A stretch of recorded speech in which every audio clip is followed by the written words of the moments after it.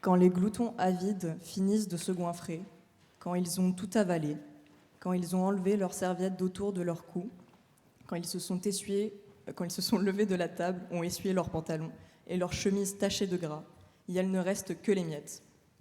Les miettes échappent à la vigilance du goinfre. Elles ne valent rien à ses yeux, elles tombent par terre, elles s'agglutinent, elles font de petits tas. Les miettes sont friables, multiples et volatiles. Les miettes s'éparpillent, elles se mêlent au décor, elles se glissent dans les textiles. Elles sont pénibles, elles s'infiltrent dans les cols des chemises, à l'intérieur des chaussures. Les miettes, elles grattent, elles dérangent, elles ont une force, la force de la multitude. Bonjour, on va vous parler du projet Miettes. Donc, le titre fait référence à toutes ces qualités qu'on a trouvées dans l'image de la miette qu'Adélie vient de résumer avec le texte qu'elle vient de vous lire, qui est extrait de la publication. Et Miettes, c'est également l'acronyme du nom complet de notre publication, c'est-à-dire Mouvement interlutte d'édition transversale et transgressive pour l'émancipation sensible. Ce projet, il s'est lié assez rapidement à la proposition initiale pour l'année de nos enseignantes, qui était de travailler autour de la notion de l'émancipation. Donc assez vite, les projets se sont fusionnés et on s'est questionné en fait sur ce que c'était une publication exemplaire et une publication émancipatrice. Et notre vision de l'exemplarité dans le monde de l'édition, l'exemplarité éditoriale, elle est apparue comme une évidence. On voulait des publications collectives, indépendantes, bilingues, militantes, en colère et dénonciatrices. Donc on a eu la volonté de regrouper et de faire dialoguer des livres qui célèbrent les corps et les luttes invisibilisées. On voulait vous présenter des formes de production marginale dans une industrie que les dominants cherchent à uniformiser, à standardiser. Il fallait que ces publications, ce soient des alternatives à cette standardisation des puissants et des riches. L'idée, c'est qu'elles soient alternatives dans leur mode de production comme de diffusion, donc des publications collectives, des rééditions d'archives, des publications à prix libre ou libre d'accès.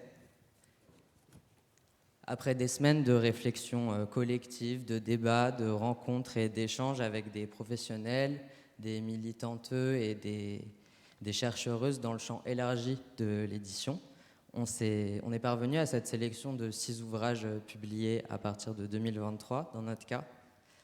Tous ces ouvrages témoignent de la fabrication non seulement d'un objet imprimé, mais aussi d'une communauté. On a trouvé en eux, plus qu'une perfection formelle ou graphique, une véritable exemplarité dans cette cohérence entre intention, fabrication et diffusion. Nous avons donc choisi 6 ouvrages. La monographie des Acne Flashers, Parents Must Unite plus Fight, nous montre qu'on peut s'écrire, s'organiser et occuper de l'espace en tant que femme dans un contexte de fracture sociale.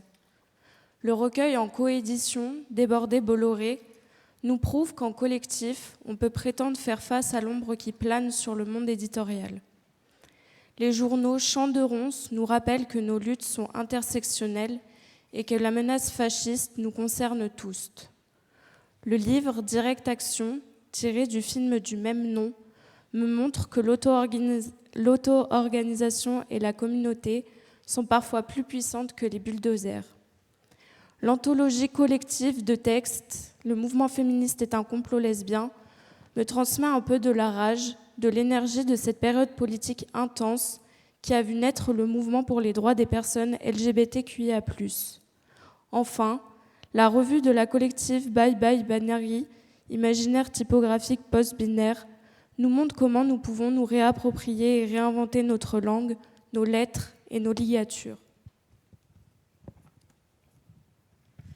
On a vite été confrontés à la difficulté du travail en collectif. On se connaissait depuis un mois, on n'était pas familière avec les pratiques de chacun, on n'avait pas les mêmes rythmes de travail et surtout, on n'avait jamais travaillé ensemble. Miettes a été une rencontre, un rapprochement un peu brutal, voire forcé par moments. C'est les hauts et les bas de la collective, Sans doute. C'était pas toujours évident de travailler ensemble sur ce projet quand nos intérêts, nos expériences et nos engagements militants sont parfois très différents.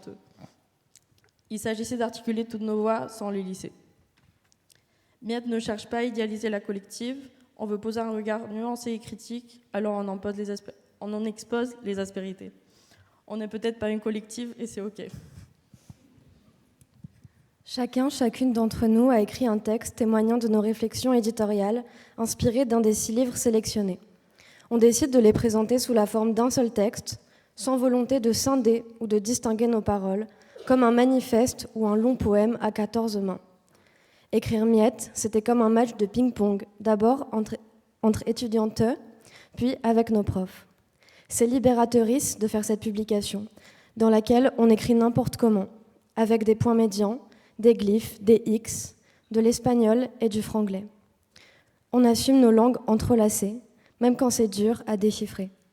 On explore des formes d'expression inhabituelles, anormales, parce que quand on s'écrit et quand on se parle, on veut transgresser la langue, on veut l'animer, on veut qu'elle nous ressemble.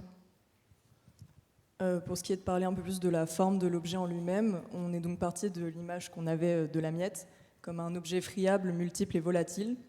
Et c'est pour ça qu'on a construit, relié et façonné notre publication, un peu comme un bloc-notes dont les pages peuvent être déchirées et s'éparpiller, qui reprend un peu une source de référence plus générale autour du tract et du pamphlet qui devait infuser dans nos choix graphiques.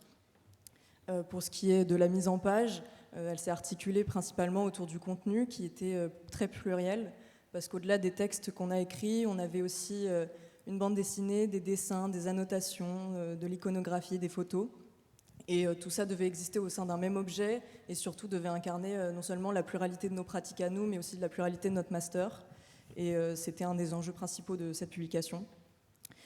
Pour finir, au niveau du façonnage, de l'impression, etc., on a tout imprimé chez nous à l'ESAM en risographie 3 couleurs. Donc on a vraiment éprouvé cette publication jusqu'au bout, tellement qu'on a oublié de mettre l'adresse sur les cartons pour l'envoyer à Metz. Donc à Skip, on l'aimait tellement qu'on voulait la garder.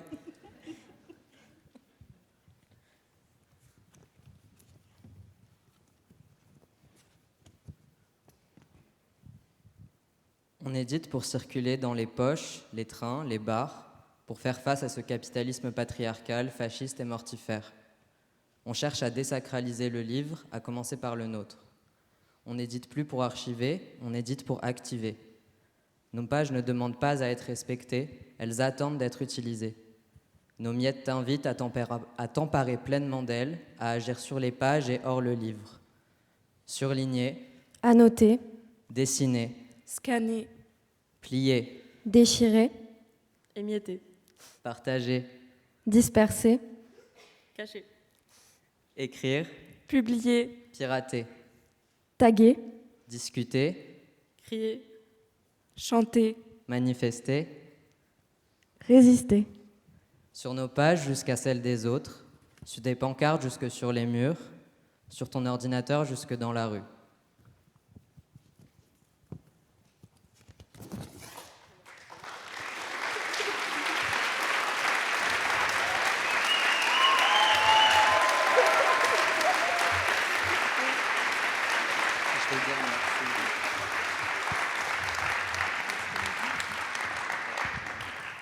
Merci à Woust pour l'écoute, c'est super impressionnant de parler devant tout le monde, mais c'est génial. Merci beaucoup à Lézal pour l'accueil, c'est super. Et merci particulièrement, merci beaucoup à Julie et Camille pour l'accompagnement et pour votre investissement. Merci beaucoup.